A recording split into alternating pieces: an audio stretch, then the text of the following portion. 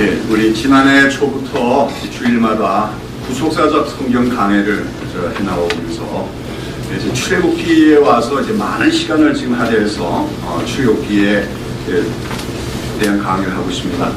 이처럼 이 출애굽기에 대해서 여러 시간에 걸쳐서 강의를 하게 되는 이유는 이 출애굽 사건은 성경에 기록된 하나님의 구원 역사 중에서도 가장 중요하고 하나의 원형적인 사건으로서 이 출애굽기를 잘 이해해야 우리가 하나님께서 이루어가시는 구속 역사의 원리를 잘 깨달을 수가 있고, 또 오늘 우리가 어떤 신앙으로 살아가야 되느냐 하는 데 대한 기본 원리를 여기서 우리가 깨달을 수 있기 때문입니다.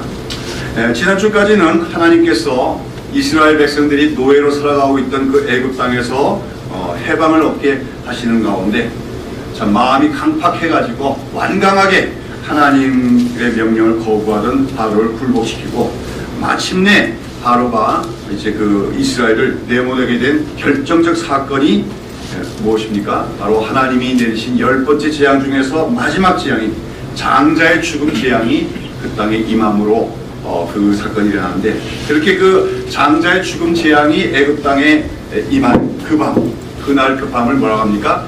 여호와의 밤이라고 부르기도 하고, 또 다른 말 합니까? 유월절이라고도 부르게 되어지죠. 유월절이란 말은 넘어갔다 하는 뜻으로서 바로 하나님의 죽음의 사자가 그 밤에 애굽 땅에 임했고, 애굽 사람들의 바로로부터 시작해서 애굽 사람들의 모든 집에 그 죽음 사자가 들어가서 각 가정의 장자들과 또 그 기르는 가축들의 첫 새끼들을 다 죽이는 가운데, 이스라엘 백성들은 하나님께서 미리 알려주신 대로 그 어린 양을 잡아서 그 피를 문설주와 문인방에 발랐더니 죽음의 사자가 이스라엘 백성들의 집에는 그 피를 보고 들어가지 않고 넘어갔기 때문에 그날을 갖다가 이렇게 가르쳐서 넘어갔다 하는 뜻의 유월절로 부르게 됐다 하는 것에 대해서 우리가 살펴보았습니다. 여기서 이 유월절 사건, 거기서 그 이스라엘 백성들 한마디로 무엇으로 말미암아 구원을 받은 겁니까? 어린 양의 피로 구원을 받은 건데, 그 어린 양이 무엇을 양과 죽음과 피가 뭘 의미하는지에 대해서는 여러분이 잘 아실 줄로 믿습니다. 무슨 뭐 양의 피가 뭐 특별히 무슨 능력이 있어가지고 지금도 뭐 우리가 양을 잡아서 피를 갖다 바르면은 귀신들이 뭐 집에 못 들어오고 그렇게 이해하면 안 되겠지요. 그 마술적인 게 아니라 그 어린 양의 피, 그 어린 양과 그 어린 양의 피는 결국 장차 하나님 백성들을 위하여 죽으실 예수 그리스도와 그 죽음으로 말미암은 대속의 은혜를 미리 보여주는 하나의 예표였다 하는 것입니다. 바로 예수 그리스도의 피로서 우리는 우리 죄 사함을 받고 구원을 받게 되어지는 것이죠.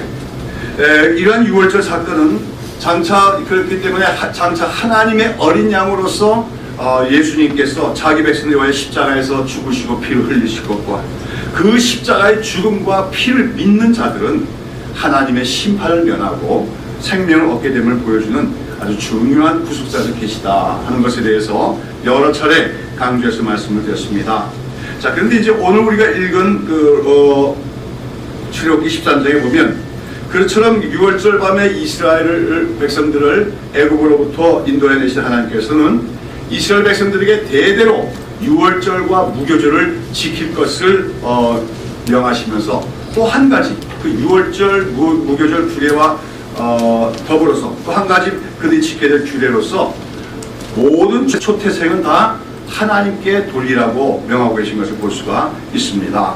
오늘 1절 2절 다시 보시면 여호와께서 모세에게 일러 가라사대 때 이스라엘 자손 중에 사람이나 짐승이나 물어나고 초태생은 다 거룩히 내게 구별하여 내게 돌리라. 이는 내 것이니라. 그렇게 하십니다. 여기 보시면 사람이나 짐승을 막론하고 초태생은 다 하나님의 것이다. 이렇게 하시면서 그 초태생들을 하나님께 돌리라고 명하고 계시지요. 여기서 이 초태생이란 말은 뭡니까? 영어로 보면 firstborn male입니다. firstborn, 처음 난 수컷이다. 처음 난 수컷 새끼를 얘기하는 거죠. 그러니까 사람의 경우에는 처음 난 자식이니까 맏아들을 말하는 것이고, 그 다음에 가축들의 경우에는 그 어떤 가축이 낳은 첫 번째 새끼를 가리키는 것으로서 오늘 여기 나오는 이 규정을 가리켜 초태생 규례라고 합니다. 자, 그러면 하나님께서 왜 이스라엘 백성들에게 이러한 그 명령을 주시는 것이겠습니까? 우리가 이 성경의 배경이 되는 고대 문화에서는 이 초태생이라고 하는 것은 그 당시 사람들에게 가장 소중하고 가장 귀한 것을 상징합니다. 오늘날에는 이제 마다들, 우리의 마다들, 특별히 장자가 다른 아들이나 다른 자녀들보다 더 특별한 특권이나 혜택을 누리지 않게 되었지요. 그러나 과거의 대부분 사회에서는 이 마다들, 즉 장자는 그 아버지의 분신과 마찬가지로 여겨져서 아버지 유산을 대부분 상속받거나 아버지 기업을 물려받는 경우가 많았습니다. 그리고 이제 가축들 중에서도 이 초태생, 첫 새끼는 첫 새끼를 낳았다는 것은 이제 그 이후로 더 많은 새끼들을 낳을 수 있다는 걸 하나 보장해주는 것이 되기 때문에 그 특별한 복된 존재로 여겨지는 게 바로 초태생이었다고 하는 것이죠. 자, 그런데 왜 하나님께서는 그런 초태생들은 다 내 것이다 말씀하시면서 내게 돌리라고 말씀하십니까? 말하면 하나님은 좋은 걸 가장 좋은 것만 즐기시는 욕심쟁이라서 그러십니까? 예, 우리 사람들 가운데도 그런 게 있잖아요. 제일 좋은 거 있으면 이건 내 거, 이런 사람 있잖아요. 그처럼 지금 하나님이 초태생은 제일 좋은 거니까 이건 내 거야 이렇게 주장하시고 계신 것입니까? 아니죠. 예, 우리가 오늘 우리가 이 초태생 교리를 잘 이해해야 되겠습니다만은, 근데 과거에 우리 한국 교회는 이 초태생 규례를 문자적으로 지켰던 그런 과거의 역사가 있습니다. 그래서 대부분 사람들이 이제 교인들이 그 농업이 주업이었던 시대에는 보면 많은 교인들이 그 텃밭에서 오이 하나를 열매를 맺더라도 어떻게 해요? 첫 열매는 하나님께 드려야 된다 그렇게 믿고서 가장 먼저 익은 오이를 뭡니까? 따서 그 목사님 사택에 가져오는 경우도 있었고, 또 가을 추수를 하면서도 가장 먼저 거둔 볕단을 교회에 헌물로 드리기도 했습니다. 그러면 첫 번째 것을 하나님께 드려야 된다 하는 그런 신앙의 그 행위였지요. 그리고 이제 또 그 많은 교인들이 이제 그 직장에 들어가서 첫 번째 봉급을 받으면 그건 자기가 사용하지 않고 그 온전히 그 첫 번째 받은 봉급 전체를 교회 헌금으로 드리기도 했는데, 그런 관습도 바로 이 오늘 초태생 규례와 관련된 근거한 것이라고 볼 수 있지요. 또 그 다음에 또 과거에 우리나라 가정에서 자녀들을 이제 많이 출산하던 시대에는 어떤 부모들은 초태생은 내게 돌리라 하는 명령을 문자적으로 지키기 위해서 첫 번째 아들, 즉 장남은 하나님께 드린다. 그래서 소위 하나님의 종으로 바친다. 즉 목사가로 바치는 경우도 바치겠다고 서원하는 경우가 적지 않았습니다. 이런 과거의 한국교회의 풍습은 이제 어떻게 보면 나름대로 하나님 말씀대로 순종하기 위한 소박하고 아름다운 신앙의 표현이라고 할 수가 있을 것입니다.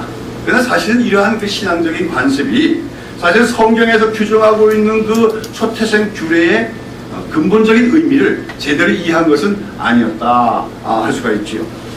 그래서 이제 가령 어떤 부모들이 자기가 낳은 장남, 마다를 하나님의 종으로 바치겠다고 소원을 하는 경우에 보면은, 그래서 이제 부모의 소원 때문에 어쩔 수 없이 이제 나이가 들어서 20대, 30대가 되니까 어쩔 수 없이 자기는 목사로서의 어떤 은사도 없고 하나님에 대한 어떤 체험도 없고, 그런데 뭡니까? 부모님의 소원 때문에 어쩔 수 없이 타이에서 신학교로 가고 공부를 하면서 힘들어하는 그런 갈등을 겪는 경우들이 적지 않았습니다. 그런 경우에 사실 여러분, 어떤 사람이 부모가 이 자식은 하나님께 바칩니다, 하나님의 종이로 바칩니다 한다고 해서 신학교 가야 될까요? 이제 이런 것이 이제 과거에 이제 율법주의적인 그 신앙 성향이 있었던 한국교의 모습이긴 합니다만은, 사실 그것은 어떤 사람이 목사가 되냐 안 되느냐 하는 그것은 그 개인이 하나님과의 인격적인 관계 속에서 부르심을 받는 문제지, 부모의 소원에 의해서 자식이 하나님께 바쳐지거나 목사가 될 수 있는 것은 아닙니다. 그러나 어쨌든 우리가 이렇게 그 과거 교회를 보면 이 초태생은 하나님의 것이다, 그 초태생은 하나님께 바치라고 하는 말씀을 문자 그대로 지키려고 하는 그 노력이 있었고, 그런 면에서 보면 어떻게 보면 조금 성경적인 원리를 깊이 이해하지는 못했지만 나름대로 소박한 신앙적인 열심은 있었다, 그렇게 얘기할 수가 있을 것입니다. 사실 근데 오늘날의 현대교회는 어떻습니까? 그런 소박한 열심이 전혀 없어요. 이제 교인들이 이제 인색해지기 시작했고 하나님께 드리는 어떤 헌금에서도 너무 계산적이 되어가고 있는 것을 봅니다. 심지어는 다른 사람을 의식해서 드리기도 하는데 이런 것들은 참 오히려 우리 한국 교회가 과거에는 조금 성경에 대해서 무식하지만 소박한 열심이 있었던 것, 그것이 오히려 더 부럽게 생각이 된다고도 할 수가 있을 것입니다. 자, 아무튼 다시 본론으로 들어가서 그때는 하나님께서는 왜 출애굽을 하는 이스라엘 백성들에게 초태생은 나의 것이니 하나님께 돌리라고 하는 명령을 주셨을 것이겠습니까? 우리가 늘 명심해야 될 것은 성경은 어떤 책이냐 할 때 구속의 진리를 보여주는 하나의 계시책이라고 하는 것입니다. 그런 가운데 우리가 구약 성경이 그림자이고 예표라면 신약 성경은 그 본체와 성취라고 할 수가 있습니다. 특별히 우리가 살펴보고 있는 출애굽기에 나오는 여러 가지 역사적 사건들은 장차 예수 그리스도 안에서 사람들이 얻게 될 구원을 보여주는 가장 잘 보여주는 하나의 그림들이라고 할 수가 있다고 하는 것이죠. 아까도 말씀드렸지만 6월절 밤에 이스라엘 백성들이 죽음을 면하고 애굽에서 해방을 얻게 한 어린 양, 그 어린 양의 피는 예수 그리스도의 십자가의 죽음과 그 피를 예표하는 것입니다. 그리고 하나님께서 이스라엘 백성들에게 그 6월절을 대대로 지키라고 하신 것은 장차 그 6월절이 예수 그리스도 안에서 성취될 것을 깨닫게 하시고자 하는 그런 뜻이 있었다고 하는 것이죠. 자, 이것은 오늘 우리가 살펴보는 초태생 규례도 마찬가지입니다. 하나님께서 이 초태생 규례를 통해서도 신약시대에 이루어질 예수 그리스도를 말미암는 구원의 진리를 오늘 우리에게 보여주시고자 한 것이라는 것이죠.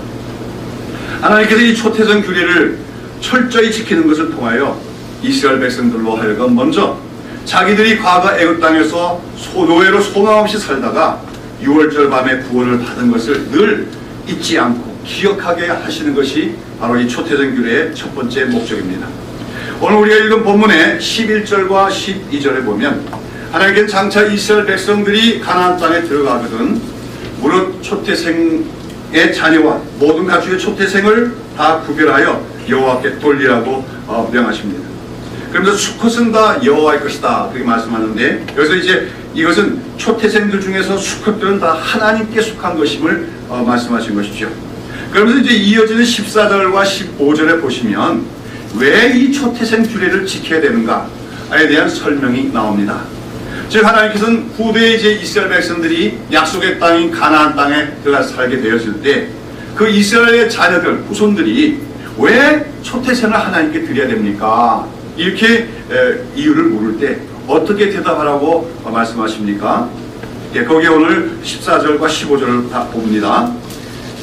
장래 네 아들이 내게 묻기를 이것이 어쩌이냐 하거든 너는 그에게 이르기를 여호와께서 그 손의 권능으로 우리를 애굽에서 곧 종이 되었던 집에서 인도해 내실세 그때 바로가 강팍하여 우리를 내고 보내지 아니하며 여호와께서 애굽 나라 가운데 처음 낳은 것을 사람의 장자로부터 생축에 처음 낳은 것까지 다 죽이신 거로 초태생의 수컷은 다 여호와께 희생을 드리고 우리 장자는 다 대속하나니 그랬습니다. 이것이 바로 초태생 규례를 이스라엘 백성들이 지켜야 될 첫 번째 이유라고 하는 것이죠. 여러분 아시다시피 그 첫 번째 6월절 밤에 어떤 사건이 났습니까? 애굽의 모든 장자들과 그 가축의 첫 새끼들, 초태생들이 다 죽임을 당했습니다. 그리고 그처럼 애굽 땅의 모든 장자와 첫 새끼 죽음이 임한 것은 바로 그 애굽 땅의 모든 죄악에 대한 하나님의 심판이었습니다. 그것은 바로 장차 이 세상의 전체에 대한 하나님의 심판을 보여주는 하나의 예표적 사건이었다는 것이죠. 그런 가운데서 이스라엘 백성들만은 그 장자와 초태생들이 죽음을 면하고 살아내게 된 것은 그들이 결코 애굽 사람들보다 더 의롭거나 또 죄악이 없어서가 아니었습니다. 사실상 이스라엘 백성들도 애굽 땅에 살면서 죄악 가운데 살아왔고 그렇기 때문에 사실은 그 밤에 애굽 사람들이 그 장자와 첫새끼들이 죽임을 당할 때 이스라엘 백성들도 마찬가지의 하나님의 심판을 받아야 마땅했습니다. 그러나 그 밤에 그들은 오로지 유월절 어린 양의 피를 잡아서 어린 양을 잡아 그 피를 바름으로써 죽음을 면할 뿐만 아니라 애굽에서 해방되는 구원을 받게 되었는데, 바로 이런 것을 통해서 이러한 사실이 있었음을 잊지 말고 기억하라. 즉 이스라엘 백성들에게 너희도 원래는 죽어야 마땅한 민족이었고 하나님의 심판을 받아야 되는 민족이었지만 오직 하나님의 은혜로 그 어린 양의 피로 말미암아 구원을 받았음을 잊지 말라고 하나님은 이 초태생 규례를 지키게 하셨다고 말씀을 하십니다. 이런 초태생 규례는 오늘 우리 기독교 신앙의 복음적인 진리를 명확하게 우리에게 보여주고 있습니다. 여러분, 오늘 이 신약 시대에는 누가 이스라엘입니까? 우리 예수 믿는 그리스도인들을 성경에서는 새 이스라엘이라고 부르고 있지요. 그런 가운데 우리 그리스도인들도 사실은 우리가 죄로 말미암아 반드시 하나님의 심판을 받아야 되고 죽임을 당해야 되는 존재였음을 우리는 망각해서는 안 된다는 겁니다. 세상 사람과 우리가 하나도 다른 것이었습니다. 우리는 모두 하나님의 진노의 심판 아래 있는 존재고 하나님의 종말적 심판 때 다 멸망을 당할 수밖에 없는 존재들입니다.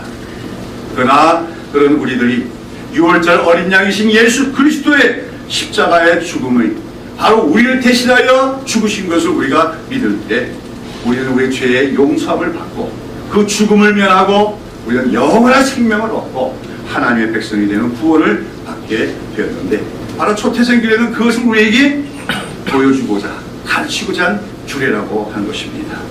사랑하는 여러분, 오늘 우리는 구원받은 하나님의 백성이 되었습니다. 그러나 그것은 우리가 의롭다거나 세상 사람보다 더 죄악이 없기 때문이 아닙니다. 오직 예수 그리스도의 십자가의 죽음의 피로 말미암아 우리가 구원을 받았다 하는 것이 늘 기억하기 위해서 하나님은 초태생 규례를 지키라고 말씀하십니다. 그래서 특별히 뭡니까? 장자들은 다 하나님의 것이다 해서 장자를 하나님께 바쳐야 되는데, 이제 이것이 나중에 레이인 규정으로 발전하게 되죠. 그럼 장자들을 다 하나님께 바친다 그러면 이제 죽이는 것이 아니라 성전에 가서 봉사하게 하는 건데, 하나님의 종이 되게 하는 건데, 근데 그렇게 되면 혼란이 있잖아요. 그래서 이제 나중에 어떤 규례가 되면 레위 지파가 특별히 장자들을 대신하는 지파가 되어서 모든 이스라엘 가정의 장자들 대신에 뭡니까? 레위인들이 하나님의 성전에서 하나님을 섬기는 지파가 되어집니다. 그 대신 이제 이스라엘 사람들은 장자가 나면 그 레위인들이 자기들을 위해서 대속한 대가로 뭡니까? 속전을 바치도록 되어 있는 것이죠. 자, 그리고 이제 또 이스라엘 백성들은 초태생들을 또 하나님께 드려야 된다는 거죠.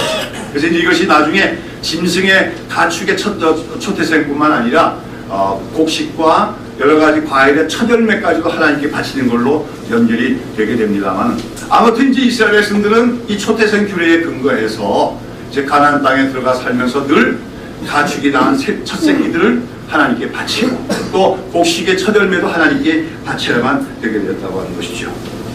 우리가 오늘 이제 그런 가운데 그들은 어떤 고백을 하면서 그 초태생을 하나님께 바쳐야 된다는 겁니까? 우리는 과거 애굽 땅에서 살 때 노예로 살면서 소망이 없던 민족이었는데, 그리고 또 우리는 애굽 사람들과 동일하게 죄인이었기 때문에 하나님의 심판을 받을 수밖에 없었지만, 하나님께서 그 밤에 모든 장자들을 죽이고 초태생들을 죽이는 가운데에서도 어린 양의 피로 우리를 구원하셨다. 이 고백을 하면서 초태생을 드리라고 하나님을 말씀하고 계신 것입니다. 오늘 우리가 이 초태생 규례와 가장 관련이 깊은 그런 것이 오늘 교회에서도 행해지는 것이 11조라고 할 수가 있지요. 여러분, 11조라는 게 뭡니까? 내 소득의 10분의 1을 하나님께 바치는 것이다. 많은 사람이 그렇게 이해를 하고 있습니다. 그러나 이 10조, 11조란 말은 단순히 10분의 1, 즉 10%를 하나님께 드린다는 의미 이상의 의미를 갖고 있다는 거죠. 11조를 하나님께 드린다는 것은 나의 소유 중에서 가장 소중한 첫 번째 것, 즉 초태생을 하나님께 드린다는 그런 의미로 우리가 보아야 한다는 것입니다. 그 가운데 우리는 이 11조를 드린다고 하는 그 헌상의 행동 속에서도 우리는 이 초태생의 규례의 의미를 늘 새길 수 있어야 한다는 겁니다. 과거 한국교회에서는 11조가 하나의 의무처럼 규정이 되어 있다가 교인들이 11조를 바치는데 좀 율법주의적인 동기에서 합니다. 11조를 안 했다가는 벌을 받는다든지, 또 거꾸로 11조를 잘하면 복을 받는다든지, 이런 동기에서 11조 하는 경우들이 많았어요. 이런 왜곡된 것이죠. 근데 요즘에는 또 조금 개혁적이라고 할까? 그런 사람들을 비롯해갖고 11조는 구약시대에만 해가지고 율법에 속한 것이기 때문에 신약시대에는 율법 그런 의무가 없다. 그래서 11조를 안 해도 된다, 이렇게 주장하는 사람들도 많이 생깁니다. 그러나 우리가 오늘 이 시대에 살아가면서 문자적인 11조를 드리든 안 드리든 간에 우리는 11조를 하는 주의 백성이 되어야 됩니다. 11조의 그 의미를 망각하지 않고 11조의 정신을 가지고 하나님께 나 자신을 헌신하는 그런 신앙은 우리가 견지해야 된다고 하는 것이죠. 그런 가운데 우리가 모든 11조를 비롯한 모든 헌금을 드리면서도 조금이라도 그것을 내 것이라고 생각하면서 내 것을 하나님께 드렸으니까 그 결과로 하나님께서 나에게 복을 주신다든지 또는 그런 생각을 한다면 이것은 하나님의 은혜를 헛되게 만드는 가증한 행위임을 우리는 기억을 해야 됩니다. 오늘 한국교회에서 과거에 많은 폐단이 바로 헌금하면 복받는다, 11조를 꼬박꼬박 하면 하나님이 그 가정을 지켜주신다, 이런 가르침들이 횡행했다는 거죠. 이것은 하나님의 구속의 원리를 망쳐버리는 잘못된 그런 타락한 종교적인 그런 행위임을 알아야 됩니다. 오늘 하나님께서는 왜 초태생을 바치라 합니까? 과거에 너희가 애굽 땅에서 모든 장자가 죽임을 당하는 가운데서도 하나님의 은혜로 죽음을 면한 것을 기억하라고 말씀하는 것입니다. 왜 오늘 우리는 하나님께 11조를 드립니까? 또 많은 헌금을 드립니까? 그것을 기억하는 것입니다. 우리가 우리 죄로 말미암아 마땅히 심판을 받아 죽어야 될 존재임에도 불구하고 우리를 구원하셨음에 대하여 감사하며, 특별히 예수 그리스도의 은혜로 십자가 죽음과 그 피로 말미암아 우리가 생명을 얻고 구원받은 백성이 되었음을 고백하는 고백에서 우러나오는 행위가 우리 11조와 여러 가지 헌금들이 되게 된다는 것이죠. 이것은 다른 데에도 다 연결이 될 수가 있습니다. 여러분 오늘 여기 보면 16절에 보시면 뭐라고 했습니까? 이것으로 내 손의 기호와 내 미간의 표를 삼으라 하겠습니다. 초태생을 하나님께 바쳐라 하는 그러한 규정을 어떻게 합니까? 그걸 써서 손목과 미간의 표를 삼으라고 했죠. 이런 비슷한 말씀이 이제 신명기 6장에도 나오는데, 말하자면 이스라엘아 들으라 하는 말씀이 나오죠. 하나님은 오직 하나뿐이시니 하는 쭉 나오는 걸 쉐마라고 합니다. 들으라 이스라엘아 하는, 들으라 말이 히브리어는 쉐마거든요.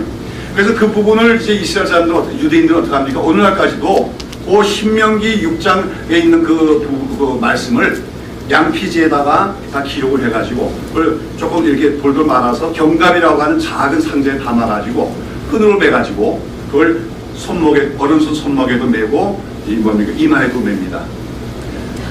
그런데 하나님께서 그렇게 행했다고 그렇게 하는 것이 그 규정을 지키는 것이냐? 근데 똑같은 규정이 오늘 여기 나오지요. 초태생 규례를 잊지 말고 뭡니까? 손의 기호와 내 미간의 표로 삼으라 하는 말씀이 뭡니까? 그것이 그런 이 말씀을 그렇게 양피지 같은 데 기록해서 이마에 붙이고 손목에 붙이고 다니라는 얘기입니까? 아니죠. 이 말씀 한마디로 잊지 말라 하는 겁니다. 늘 명심해라. 초태생 바치기를, 초태생은 다 누구 것이다? 하나님의 것임을 잊지 말고 하나님께 드리기를 힘쓰라 하는 것을 늘 명심하고 잊지 말라고 하는 뜻이죠. 근데 더 나가면, 근데 왜 하필이면 그 표를 어디다 붙이라고 했어요? 네 손과 이마의 미간에 붙이라고 했지요. 거기서 왜 손과 이마입니까? 여기서 손이라고 하는 것은 행위를 가리키는 겁니다. 우리 손으로 행동을 하잖아요. 행위를 가리키는 것이고, 미간이라고 하는 것은 우리의 생각과 사상을 얘기하는 겁니다. 한마디로 그 초태생 규례를 지킬 것을 내 미간의 이마와 내 손과 미간의 귀와 표로 삼으라는 것은 우리가 하나님 백성으로 이 땅에 살아가는 동안에 우리의 모든 행위의 기본적인 원리 또는 기본적인 동기, 또 우리의 모든 생각과 사상에 항상 이 초태생 규례의 근본적인 의미를 망각하지 말라고 하는 말씀이죠. 우리는 무엇을 해도 우리는 우리도 죄인으로서 심판을 받아 멸망당했어야 될 존재들이지만 하나님의 은혜로 구원을 받아 생명을 얻었습니다. 이 고백과 그 인식을 잊지 말아야 된다는 걸 의미합니다. 그리고 우리의 모든 행동도 우리의 모든 삶도 그러한 하나님 앞에서 죄인과 심판받을 수 없는 존재였지만 구원받았음에 대한 감격과 감사가 우리의 모든 삶과 행동의 기본 원리가 되어야 되고, 특별히 하나님께 드리는 헌신 행위의 범위가 기본적인 동기가 되어야 됨을 하나님은 명하시고 계신 것입니다. 오늘 우리가 이 교회는 대단히 중요한 것이죠. 아까 11조 문제를 얘기했지만 11조를 드리는 것도 하나님 내가 얼마를 버는데 10%를 하나님께 드립니다.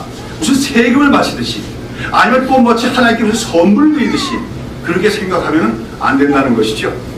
11조를 초태생에 준한 것으로 본다면 하나님 우리는 영원한 심판을 받아 멸망당할 수밖에 없었는데 예수 그리스도의 피로 말미암아 구원받은 존재입니다. 그 고백 속에서 우리의 11조가 하나님께 바쳐줘야 된다는 겁니다. 이것은 헌금의 문제뿐만 아니에요. 교회를 위하여 봉사하는 일, 헌신하는 일도 마찬가지입니다. 어떤 사람이 열심히 교회를 섬기면서 은근히 내가 이만큼 많은 수고를 했으니까 하나님께서 나에게 뭔가 복을 주셔야 되지 않겠나 생각을 하고 있다면 그 사람은 하나님의 은혜를 알지 못하는 자이고 초태생 규례의 근본적인 의미를 깨닫지 못하고 있는 사람이란 것이요. 오늘 안타깝게도 한국교회에는 이 초태생 규례의 그 근본적인 의미를 망각한 사람들이 많습니다. 그것도 평신도가 아니라 내노라 하는 이름이 난 그런 목회자를 교회 지도자들 가운데서도 이 초태생 규례를 알지 못하는 자들이 많은 것 같습니다. 어떤 목사가 교회를 크게 만들고서는 자기 것 신앙 주장합니다. 아들에게 막 물려줍니다. 그 교회 재정을 지가 마음대로 씁니다. 무슨 뜻입니까? 이건 내 거다 그래요. 그러면 그 사람이 이때까지 누굴 위해서 일하는 겁니까? 자기 자신을 위한 거예요. 자기 자신을 위한 종교적인 행위라는 것에 불과하다는 것입니다. 성경에서 뭐라고 말합니까? 우리가 아무리 주님의 명령을 받아서 많은 수고를 하고 많은 일을 했다 할지라도 주님 앞에서 우리는 항상 뭐라고 고백해야 됩니까? 그래서 무익한 종일 뿐입니다. 무익한 종이 하나님이 명하신 것을 행했을 뿐입니다. 고백하라고 했습니다. 그러면서 더불어서 이 초태생계는 그런 속에서 왜 우리가 열심히 순종하고 열심히 봉사하고 헌신하느냐? 바로 우리가 죄로 말미암아 우리도 영원한 심판과 죽음을 받을 수밖에 없는 존재였는데 예수 그리스도의 피로 구원함을 받았음을 기억하는 것이 우리의 모든 삶의 삶과 행동의 근본 원리가 되어야 되고 우리 생각의 기본 원리가 되어야 됨을 오늘 이 초태생 규례는 우리에게 말해주고 있다고 하는 것이죠. 근데 여기 오늘 본문에 쭉 보시면은 13절에 보시면 좀 재미있는 규정이 또 하나 첨가되어 있습니다. 여기 보면 13절 한번 보실까요? 다 같이 한번 읽읍시다. 시작.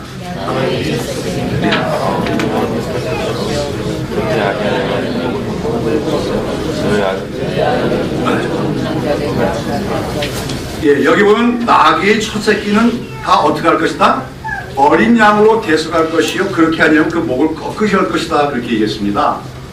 앞서 모든 초태생은 여기 보면 모든 초태생은 구별하여 여호와께 돌리라 하겠는데 돌린다는 말은 하나님께 바친다는 것으로 다른 말은 제물로 드림을 의미합니다. 그래서 이제 이스라엘 백성들은 집에서 키우는 양이나 염소가 첫 새끼 낳으면 그건 하나님께 무조건 바쳐서 번제로 드리게 되어 있었어요. 자, 그런데 나귀는 어떻게 하는 겁니까? 나귀는 첫 새끼를 낳으면 어떻게 하라고? 어린 양으로 대속하라고 얘기하고 있습니다. 왜 그럴까요? 자, 이건 이제 나중에 이제 율법에 나오겠지만 하나님께서는 이스라엘 백성들이 먹을 수 있는 짐승과 먹지 못하는 짐승을 구분하시죠. 먹을 수 있는 짐승을 정결한 짐승, 못 먹는 짐승을 부정한 짐승이라고 하는데 그 기준이 무엇입니까? 이제 특별히 이제 동물들 보면 그 기준이 발굽이 갈라졌느냐, 발굽이 있느냐 없느냐, 그렇죠? 그 다음에 또 뭐죠? 되새김질을 하느냐 안 하느냐, 이게 이제 기부진이 되고 있어요. 근데 이제 발굽이 있고 되새김질을 하는 짐승의 대표적인 게 뭐죠? 그게 뭐 소와 양입니다. 뭐 사슴 같은 것도 마찬가지. 이것들은 다 이스라엘 백성들이 먹을 수 있어요. 근데 먹을 수 있다는 것은 또 다른 말로 하면 하나님께 제물로도 바칠 수 있음을 얘기합니다. 그러니까 부정한 짐승은 뭐예요? 그렇지 못한 거죠. 그러니까 되새김질을 안 하든지 발굽이 갈라지지 않았다든지 그러면 그건 하나님께 바칠 수도 없고 먹을 수가 없는데, 그런 대표적인 짐승이 뭘까요? 가장 대표적인 게 돼지고 개죠. 개와 돼지, 그렇죠? 그래서 이스라엘 사람들은, 유대인은 어느 나라에서 개와 돼지를 먹지 않습니다. 그런 가운데 하나 또 뭐 있어요? 낙이라고 하는 거예요. 낙이도 보면 발굽은 있죠. 발굽은 있지만 뭐가 없습니까? 되새김 기능이 없는 게 낙이기 때문에 부정한 짐승으로 간주되고 하나님께 제물로 바쳐질 수가 없다고 하는 겁니다. 자, 근데 이 낙이라고 하는 것은 근데 사실 이스라엘 백성들의 삶에서는 굉장히 중요한 짐승이에요. 왜요? 이 나귀가 짐을 실어 나르기 때문에. 그래서 출애굽기 10장에 보면 이스라엘 백성들이 애굽 땅에서 나올 때도 나귀들도 함께 나왔고, 그 나귀들이 이스라엘 백성들이 그 애굽에서 나오는 많은 이삿짐들을 뭡니까 등에 싣고 지고 나간 것을 알 수 있지요. 나중에 보면 우리가 예수님과 관련해서도 예수님이 예루살렘에 입성하실 때 어린 나귀를 타고 들어가십니다. 그러니까 나귀라고 하는 것은 어떻게 보면 이스라엘 백성들에게 중요한 소유물이에요. 또 하나님을 섬기는 데 있어서도 쓰임받을 수 있는 그런 짐승인데, 그러나 본질적으로 이 나귀는 어떤 짐승입니까? 부정한 짐승이라는 거죠. 부정한 짐승이기 때문에 하나님께 제물로 바칠 수가 없다. 그렇기 때문에 나귀의 첫 새끼를 낳으면 어떻게 하라는 겁니까? 그 첫 새끼 대신에 어린 양을 하나님께 제물로 바치자는 거예요. 그렇게 되면 되는데, 만약에 어린 양으로 그 대속을 하지 않을 것이면 어떡하라? 그 나귀의 첫 새끼는 목을 꺾어서 죽이라고 얘기하는 것입니다. 그러니까 무슨 말이에요? 나귀가 태어났는데 어린 양으로 대속받지 않은 나귀는 하나님께 바쳐질 수도 없고 쓰일 수도 없는 부정한 짐승일 뿐이니까 버리라고 얘기하는 거, 죽여버리라고 하는 것이죠. 왜 이런 규정이 있는 것입니까? 여기 나오는 나귀가 누구를 의미할까요? 바로 여러분과 저를 의미하는 것입니다. 우리는 다 하나님을 믿기 전에 부정한 자들이었습니다.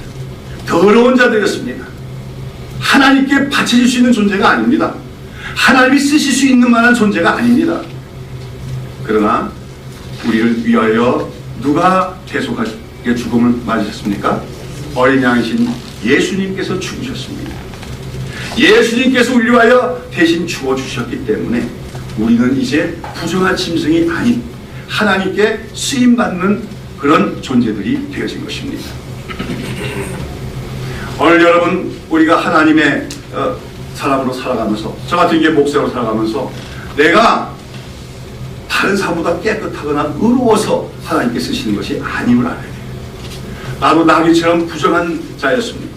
그러나 예수님이 나를 위하여 죽어주셨기 때문에 나는 하나님께 헌신할 수도 있고, 그런 나의 헌신을 하나님이 어떻게 합니까?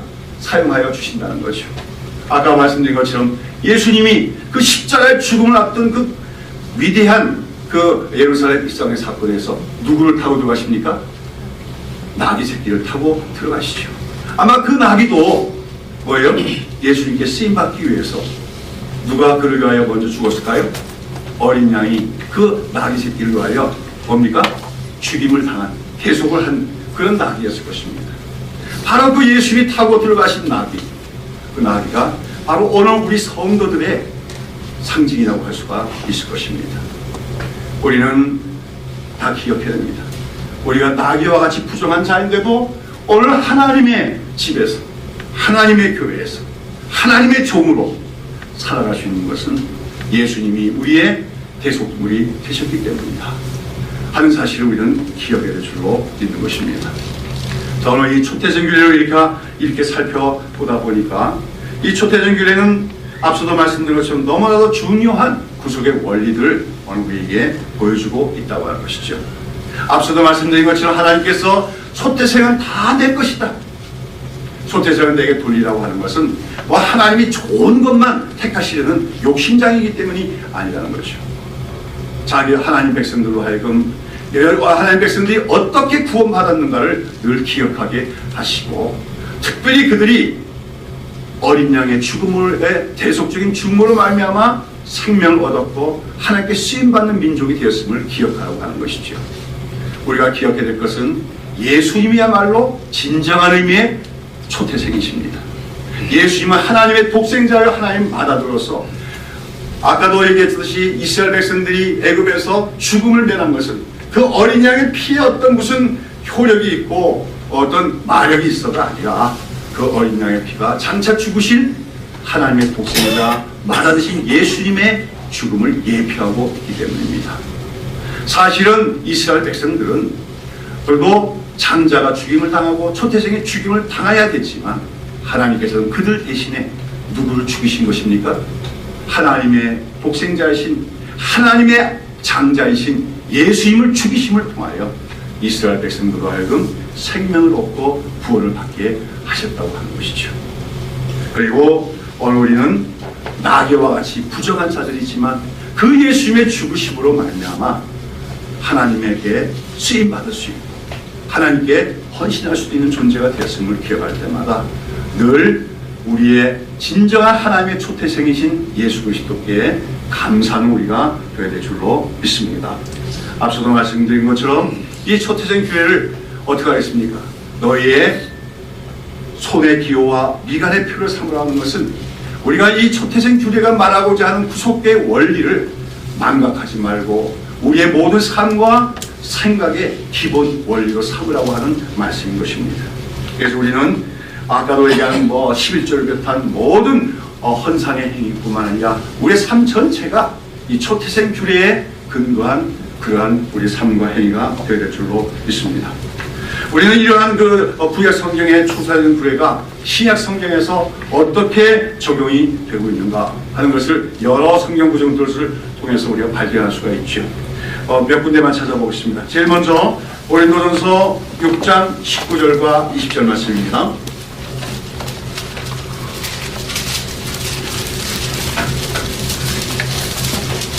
고린도전서 6장 19절에서 20절 다 같이 한번 같이 읽겠습니다. 시작. 너희 몸은 너희가 하나님께로부터 받은 바 너희 가운데 계신 성령의 전인 줄을 알지 못하느냐?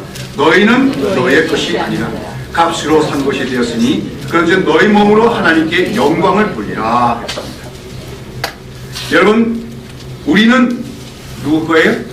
우리의 것이 아니라는 거죠. 너희는 너희의 것이 아니라는 거죠. 하나님이 값으로 주고 사셨다고 했습니다. 어떤 값을 주셨다는 겁니까? 예수 그리스도 하나님의 초태생이신 하나님의 마다하신 예수님을 죽이심을 통하여 그 죽음을 통하여 값으로 우리를 사셨다고 말씀하시는 것입니다. 그렇기 때문에 우리가 하나님 앞에서 우리가 내 자신은 나의 것이다 주장할 수 있는 권리도 없고 그렇게 해서는 안 된다고 하는 것이죠. 그래서 우리는 늘 하나님 앞에서 어떤 인식을 갖고 살아야 합니까? 나의 소유뿐만 아니라 나의 인생 전체가 다 하나님의 것이라는 것을 우리가 고백하며 살아가야 한다고 하는 것이죠. 세상 사람들은 뭐라고 말합니까? 내 인생은 나의 것이라고 합니다. 내 인생은 나의 것. 내가 내 인생의 주인이라고 말합니다. 그러나 오늘 그리스도인들은 예수 그리스도의 피로 대속함을 받고 값으로 삼바 되어졌기 때문에 내 인생은 내 것이 아니라 하나님의 것임을 고백해야 되고 우리의 모든 삶의 목적은 오직 하나님께 영광을 돌리는 것이 되어야 된다고 하는 것입니다. 그리고 이 초태생 규례와 관계된 말씀을 우리는 또한 로마서 12장 1절을 우리가 상기할 수가 있습니다. 로마서 12장 1절 말씀 잘 아시죠? 다 같이 한번 읽어봅시다. 그러므로 형제들아 내가 하나님의 모든 자비하심으로 너희를 권하노니 너희 몸을 하나님이 기뻐하시는 거룩한 산제사로 드리라. 이는 너희의 드릴 영적 예배니라 했습니다. 우리는 내가 내 것이 아님을 하나님께서 고백해야 돼요. 그런 가운데 우리는 우리의 몸을 하나님 기뻐하시는 거룩한 산제사로 드려야 된다고. 그것이 바로 영적인 예배라고 바울은 얘기하고 있습니다. 여러분, 아까도 말씀드렸지만 나귀는 부정한 짐승이기 때문에 하나님께 바쳐질 수가 없어요. 그러나 어린 양의 대속적인 죽음을 통하여 나귀도 하나님의 일을 위하여 쓰임받을 수가 있는 것입니다. 마찬가지로 우리도 원래는 부정한 존재들로서 하나님께 제물로 바쳐질 수가 없었어요. 그러나 예수님의 죽으심을 통하여서 우리는 정결함을 입게 되었고 이제 우리가 하나님께 제물로 바쳐질 수가 있습니다. 여러분, 우리 자신을 어떻게 하나님께 제물로 바칠 수 있습니까? 불 속에 뛰어들면 됩니까? 아니죠. 우리의 삶이 하나님께 바쳐질 때 그것이 바로 산제사가 된다고 하는 것이죠. 오늘 우리는 이렇게 주일날 예배를 드리고 있어요. 이 주일 예배가 귀합니다. 그러나 우리는 이런 주일 예배와 더불어 우리의 삶 전체가 하나님께 드려지는 산제사, 영적인 예배가 되어야 될 줄로 믿습니다. 예배는 이 주일 예배, 이 공식적으로 모인 예배 시간에만 끝나는 게 아니에요. 우리의 모든 삶 속에서 산제사와 영적 예배는 이루어져야 된다는 겁니다. 어떤 것이 산제사요 영적인 예배입니까? 로마서 12장 1절 그 산제사 영적 예배에 대한 주석이 바로 그 다음에 나오죠. 잘하는 말씀이죠. 형제들아, 뭐죠? 너희는 이 세대를 본받지 말고 어떻게 합니까? 변화를 받아 어떻게 합니까? 하나님의 선하시고 기뻐하시고 온전하신 뜻이 무엇인지 분별하도록 하겠습니다. 오늘 우리가 그리스도인으로서 하나님의 백성으로서 특별히 예수 그리스도의 피로 말미암아 대속함을 받은 자들로서 우리는 아무렇게나 살아서는 안 된다는 겁니다. 세상에 이렇게 가니까 세상 따라 살아서는 안 된다는 겁니다. 너희는 이 세대를 본받지 말라는 것은 이 세대의 흐름, 이 세대의 문화, 이 세대의 정신, 그것에 휩싸여 살지 말라고 하는 것입니다. 어떻게 해야 합니까? 마음을 새롭게 한다는 것은 하나님 앞에서 늘 우리가 어떠한 존재인가를 자각하고 그 다음에 어떻게 하는 거예요? 하나님의 선하시고 기뻐하시고 온전한 뜻이 무엇인지 분별하는 것. 이 일을 하면 하나님이 기뻐하실까? 기뻐하지 않으실까? 하나님이 오늘 기뻐하시는 일은 무엇일까? 그리고 하나님이 선하다 여기시는 건 무엇일까? 여러분, 그걸 알려면은 노력이 있어야 돼요. 성경 말씀 배워야 돼요. 아까도 얘기했지만 성경 말씀을 가르친다고 하는 자들이 성경의 원리를 깨닫지 못해가지고 큰 일을 해놓고 내가 했다고 이루는 그런 행위들, 그건 하나님의 전혀 기뻐하지 않으시고 전혀 선하신 게 아니지 않습니까? 말씀을 잘 배우고 깨달아야 합니다. 그래서 하나님이 기뻐하시는 일, 하나님이 정말 인정한 선하신 그 뜻이 무엇인가, 그걸 우리가 깨달아서 그러나 하나님의 뜻에 따라 살고자 힘써 나갈 때 부족하지요. 늘 그렇게 되는 건 아니잖아요. 그럼에도 불구하고 날마다 또 예수 그리스도의 은혜를 십자가의 은혜로 말미암아 새로짐을 받으면서 그렇게 하나님의 기뻐하시고 온전한 뜻이 분별하며 그 뜻에 순종해 나갈 때 우리는 비로소 하나님께 영적인 제사와 산제사와 영적인 예배를 드리는 사람들이 되어진 줄로 믿습니다. 여러분, 오늘 이 초태생 규례는 누구를 위한 것입니까? 구약시대 이스라엘 백성들을 위함이 아닙니다. 결국 이 초태생 규례는 오늘 예수 그리스도의 은혜로 구원받은 우리들을 위한 것임을 기억해야 될 줄로 믿습니다. 이 초태생 규례는 바로 예수 그리스도로 말미암은 구원의 복음을 우리에게 예시해주고 있습니다. 오늘 우리는 이 초태생 규례 속에서 하나님이 말씀하시고자 한 그 구속의 원리를 잘 깨달아서 그 구속의 원리를 따라 살아가는 저와 여러분이 되어야 될 줄로 믿습니다. 그 초태생 규례를 우리 마음에 새기고 정말 손목에 기호를 삼고 이마에 표를 삼듯이 우리의 삶과의 모든 행위와 사고의 기본 근본 원리가 이 초태생 규례, 즉 나는 내 것이 아니라 하나님이 값주시고 사신 것이다. 영원한 죽음의 심판을 받을 수 없는 우리가 어린 양 예수 피로 구속함을 받아 생명을 얻게 되었다. 그리고 우리는 부정한 자지만 예수님의 죽으심을 통하여 하나님께 바쳐지는 존재가 되었다. 이것을 늘 기억하고 살아가는 그런 하나님의 백성들 되시기를 예수님의 이름으로 축원합니다. 기도하십니다.